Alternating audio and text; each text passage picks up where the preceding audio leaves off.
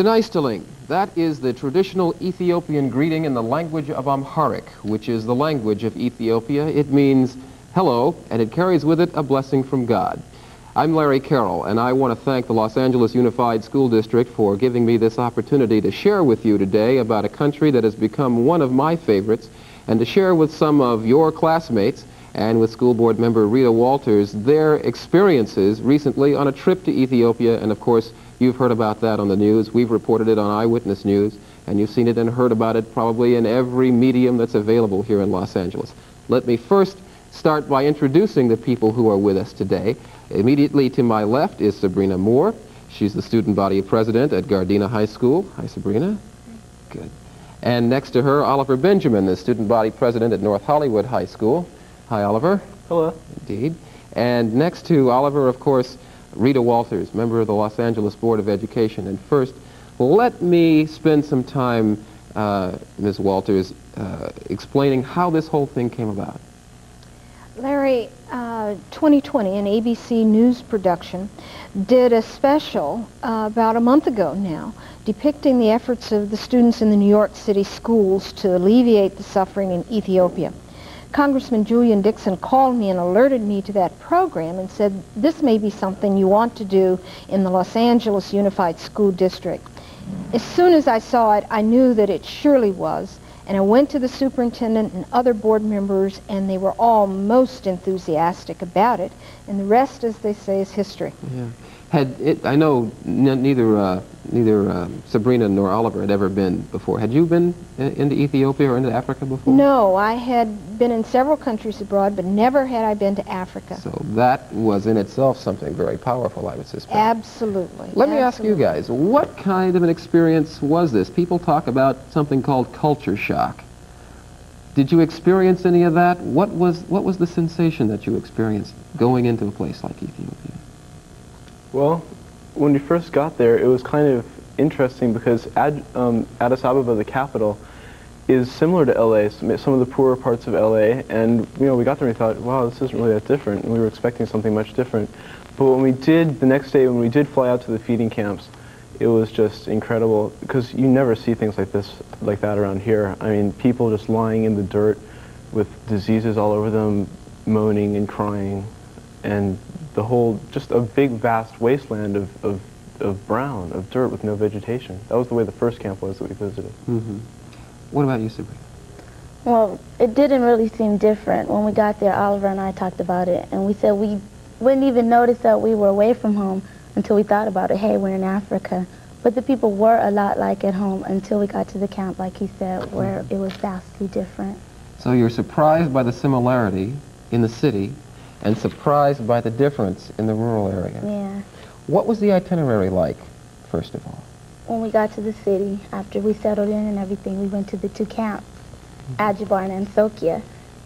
And we just spent hours at a time at each camp.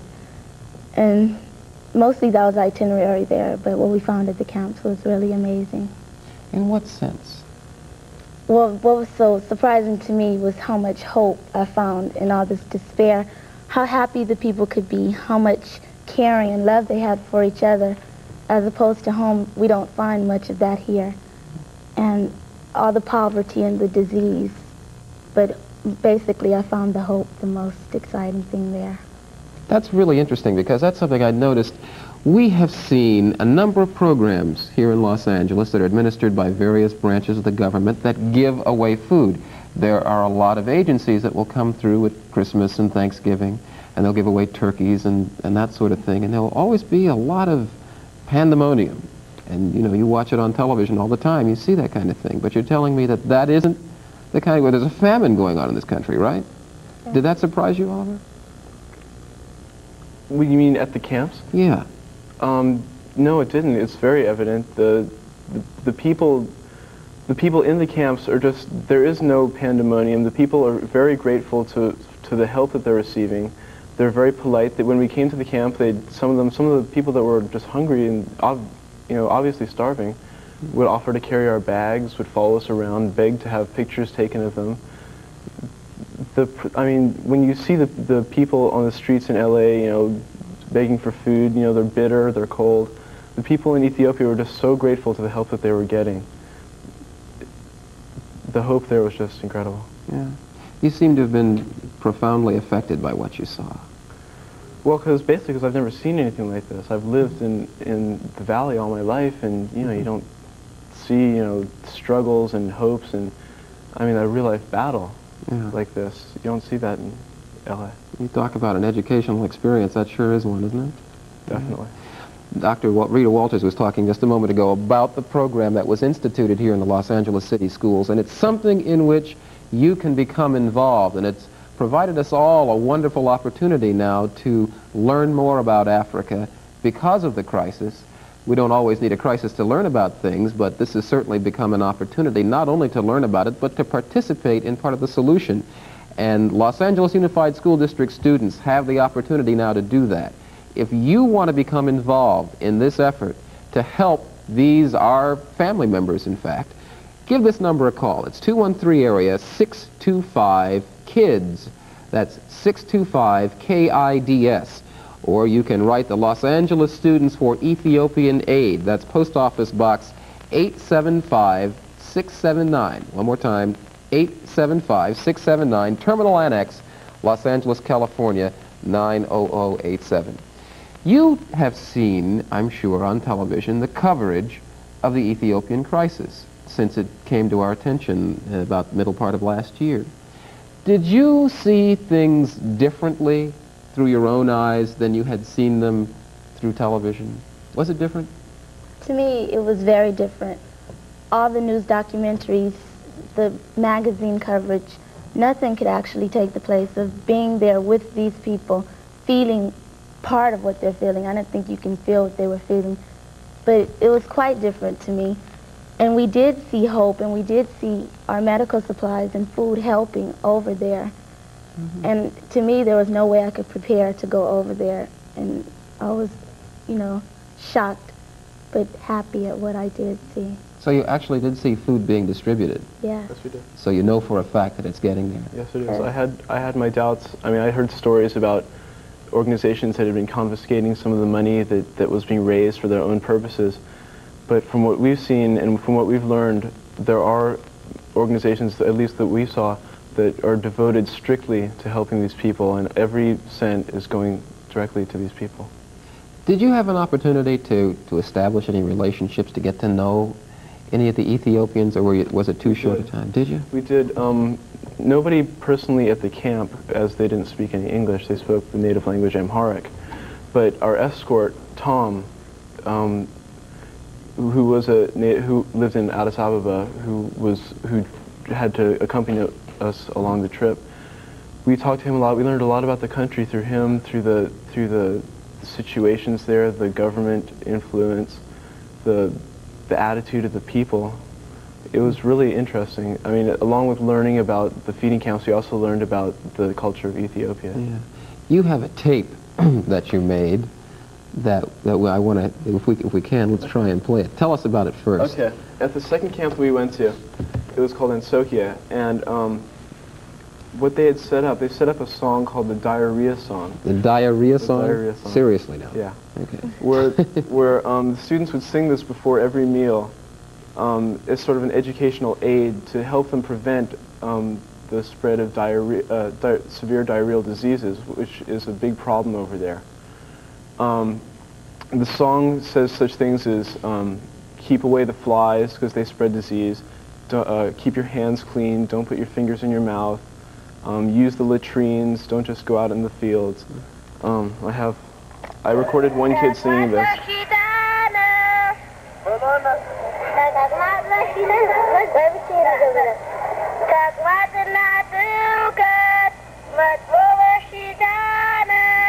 Now those are the words we can all sing along, correct? Yeah, really. I know the first line. What was it like where that song was being sung? It was incredible. We went to the room where they were being fed, and it was just hundreds of kids sitting down in this little room. One youngster, I guess he was about 4 or 5, was standing up. Maybe he was older. Was standing up and leading it, and this was just him singing. He sang to me after the meal. So you got a solo performance. Yeah, really. Yeah. But what he would do, he would sing one line, and the whole room of kids would repeat it after him. And it was just such an emotional thing. I've got pictures of that. As you may know, I spent the Christmas holidays, part of the Christmas holidays in 1984 in Ethiopia with a group of people and with an organization that I've been working with to try and help the Ethiopian problem as well as the famine and drought problem all over Africa. And 3 of the people that we went with had some interesting experiences that we put together on tape that I thought we'd share and we can look at together, and maybe I'd like to hear what you think after we got through. The 3 people you're going to hear from right now are Dick Gregory, and Dick Gregory is a comedian and a social activist for many, many years in this country, and I suppose I met him in about 1968 during that turbulent Democratic convention that some of you may know about. He had some very interesting comments, and since he went with us in December, has been back about 5 times delivering foodstuffs and materials to aid in the situation. His daughter, who's about 19 or 21 years, between 19 and 21 years old right now, was with us as well. Her name is Lynn Gregory, and she works with school-age kids in the Boston, Massachusetts area, and you'll hear from her. And the 3rd person you're going to hear from in this short piece is the son of Martin Luther King Jr., Martin Luther King III, and you'll recognize him. He'll be the 3rd person you'll see in this piece, and right after that, I believe you're going to see the latrine song being sung.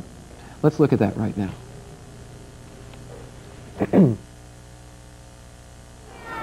On this trip, the Black American response to the crisis in Ethiopia was to purchase and deliver the first of a convoy of 4-wheel drive trucks to be used in the relief effort.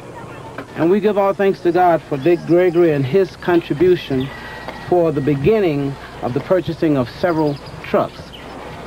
Well, I just want to where they can go back and explain what goes on here, what they see.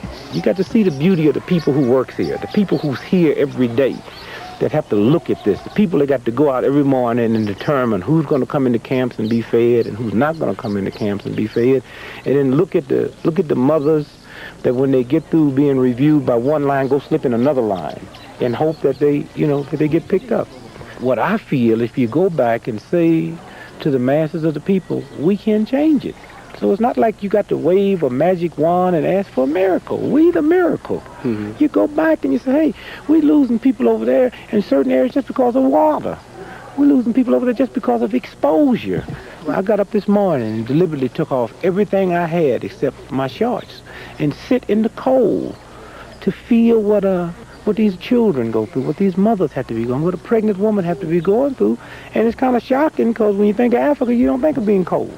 You don't think I have to sleep, man. I had to sleep with long drawers on my first night here. I got that cold, But it can be turned around, and I just feel that we will turn it around. And I think, the one human side that haven't been showed, we see death, but we don't see the workers. We don't see the people who have dedicated their life, who have to sit there and give the shots, who have to sit there and see to it that the food is distributed in an orderly fashion. And when you come over here, you get to see that whole picture. So it's significant to try to understand what happened to our people firsthand, talk with them, touch them, feel them, see exactly first rate, not word of mouth, what they are feeling and how can I relate this to my feelings, basically just to find out that, and to prove to others that we are the same, we are family. And the only thing that's dividing us is that ocean. We are family. We are family. I got all my sisters with me. I got family with me. These children are hungry, but they're smiling. Yeah. Because they feel love. They know we're different, of course, by the way we talk. And they see that we are healthy, and I think they sense a sense of wealth and that we can do something for them. That's why they cling to us. But it's good for them to know that people that look just like them can have this. And so that gives them hope. Daddy used to say that no man is free until all men are free. I can't be free until my brothers everywhere are fled. And he addressed these concerns. Certainly in the United States, there was much confinement at that time, but I'm sure if he was here today, he would be addressing these concerns as well.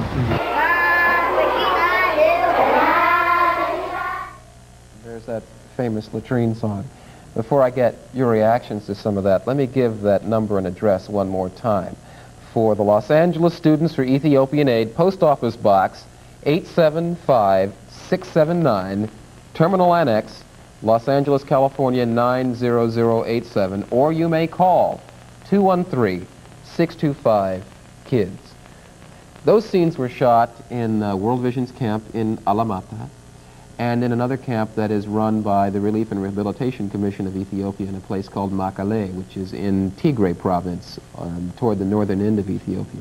Were there things in those pictures that you could relate to from your experience? One thing in particular that man said, what he was talking about, that you see the death and you see the starving, but you don't really see the people at work here. Just when I got there and I saw these people who were talented and who could have been doing anything else, doctors, nurses, and they were here because they felt that, that this was something that they had to do. This was something, it was their duty to help these people. And not just the people from America and from other countries, but also the people in Ethiopia that were so dedicated in helping their people that you saw them in the kitchens and that were stirring the fafa, which is the grain milk combination that they eat. Just they're so determined to help the situation. I see something brewing in your mind, Rita Walters. Yes, I felt that the scenes that you had depicted were very similar to what we saw. Very, very similar. We observed these outdoor kitchens, people cooking these great pots of grain over just a wooden fire between some bricks on the ground. And the organization of the feeding programs itself among the workers, and the statement in your film that said the people having to determine each day who's going to come in the camps and who's going to be fed and who isn't.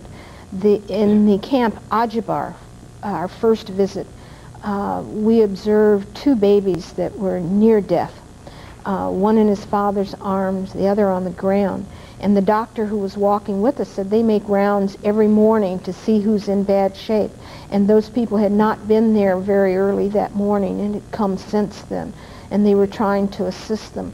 The level of concern of the people who are working in the camps is indeed something to behold. People from all over the world who are there giving of themselves, giving of their time, so that other people may live. I've got a question I'm going to save for Sabrina in just a moment. But there are ways that we can help too. All of us can't go to Ethiopia, as you guys have been privileged to do. But there's a lot that we can do here.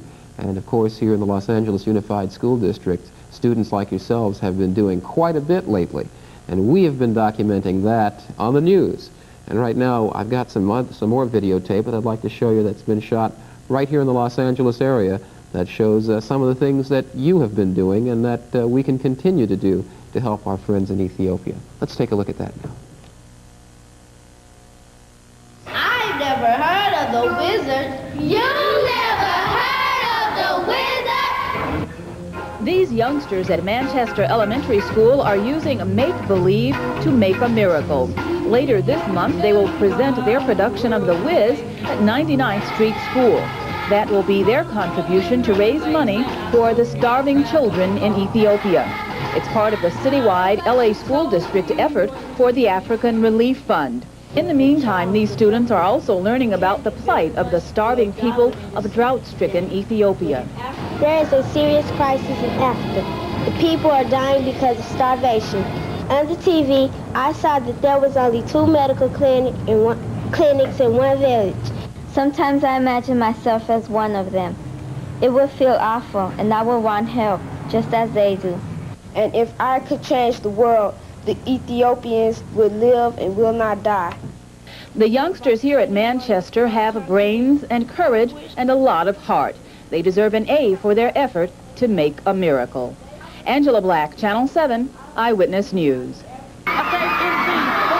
killer. So come on, my man, Cool Breeze on the mic. Students at Curtis Junior High in Carson got into the spirit at high noon today with a rally on the school grounds to get up the enthusiasm for what they hope will be $5,200 they'll raise for the kids of Ethiopia.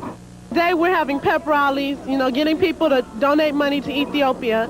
And pretty soon we'll be having variety shows and dances and pretty soon we're having a picnic and they'll pay money to pay in and stuff. The students have their own brand of song in fashion today. It's called rapping. And if you happen to have a minute, I'll show you something of what's in it. The bishop of battle, the noble of knights, the king of knowledge, and the priest of right. People in the crowd, throw your hands in the air. If they say children, and pay your fares. Because when it comes to rapping, I'm the microphone artist. And sucking MCs take my rhymes the hardest. I inspire the desire of the need to go higher. Because at the age of 10, I have my own empire. You as a junior high school are pledging $5,200 or trying to raise that much? We feel that we can do it as long as we get the community's help and the students also. I think that we can do it as long as we work together. Are you going to be out in the community passing the hat? We're sending letters and things, and we're trying to get the community involved to raise money. So when they see you, they should give, right? They should give, because we are the children. We are the ones who make a brighter day, so let's start giving. Come on, start giving. The Taft High School students in Woodland Hills had totaled up $1,750 as of yesterday. Today, several hundred more in contributions came from students who paid $1 each for some noon-hour entertainment.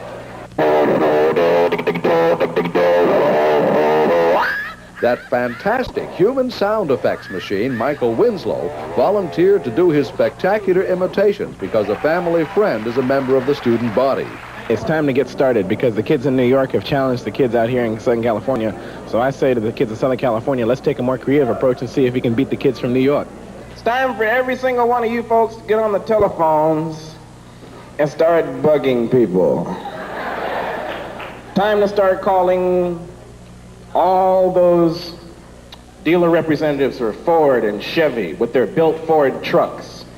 Hey guys, just how tough are your trucks? Can they beat the African desert? Let's see you try. And while you're at it, deliver some food. And the popular star of Police Academy 1 and 2 issued some challenges to his fellow celebrities to help the kids of L.A. make a miracle. I pity the fool that don't take the challenge. Mr. T, where are you? Come on over here and talk to the kids. Bring the A-team with you. Where's Face? Where's Murdoch? Where's everybody else? Hey, fool, I dare you to come over here and talk to these kids. Where's everybody? What's going on?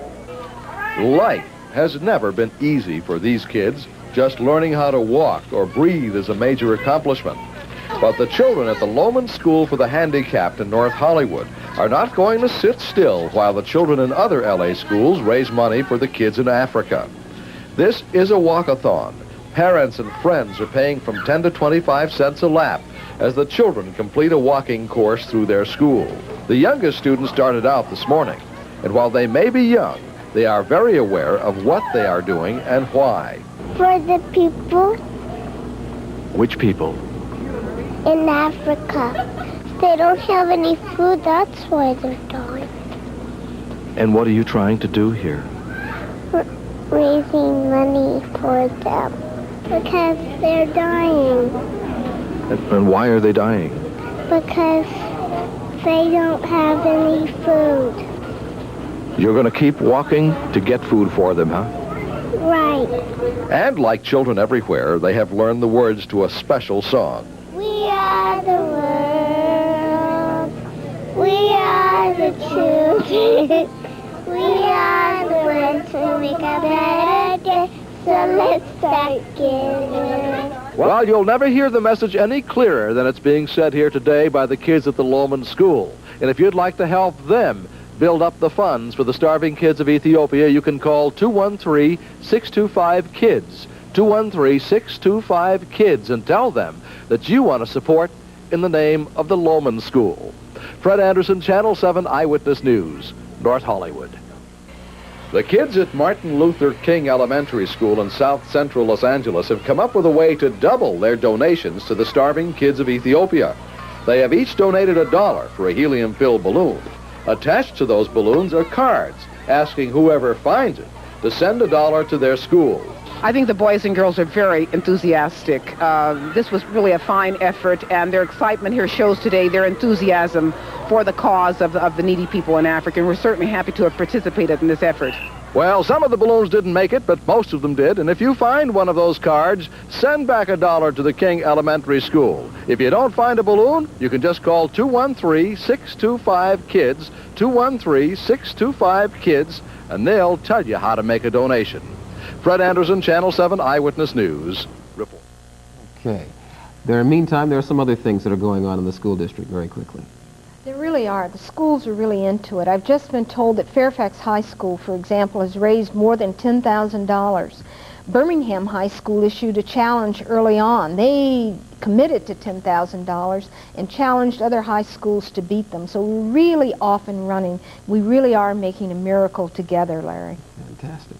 Last question now. Sabrina, what does your heart say about your experience? And then what does your head say about what has to be done? My heart says sadness and pain and hunger, but hope, love, brotherhood. My heart tells me to cry. I mean, I want to cry, but then my head says no, because I have so much and they have so little and they have so much hope. And my head says the only thing that we could do is to lend a helping hand, to go out there and help, to give what we can. You know, we're not asking for everybody to go and sell their house, but whatever you have to give. It's worth it. The children helping the other children in Africa is evident.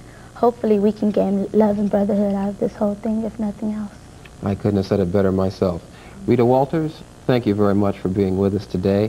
Oliver Benjamin, student body president at North Hollywood High School, thank you very much for being with us. And, of course, Sabrina Moore, student body president of Gardena High School. Once again, let me emphasize that you can be involved, and you've heard the number several times. It doesn't hurt to say it one more time, 213-625-KIDS, or you may write the L.A. Students for Ethiopian Aid, Post Office Box 875-679, Terminal Annex, Los Angeles, California, 90087. And remember, never get the feeling that this problem is too big for us. We can do anything we set our minds to. And that goes for school, it goes for grades, and it goes to solving the problems of our fellow men around the world. So let's get to it, and we can do it. Thank you very much. And in the Amharic language, I'll give you the... Remember we started off by saying Tanaistaling. I'll say goodbye by saying Danawan. God bless you. Take care. It's been easy for these kids. Just learning how to walk or breathe is a major accomplishment. But the children at the Loman School for the Handicapped in North Hollywood are not going to sit still while the children in other LA schools raise money for the kids in Africa. This is a walkathon. Parents and friends are paying from 10 to 25 cents a lap as the children complete a walking course through their school. The youngest students started out this morning, and while they may be young, they are very aware of what they are doing and why. For the people. Which people? Homework hotline, may I help you?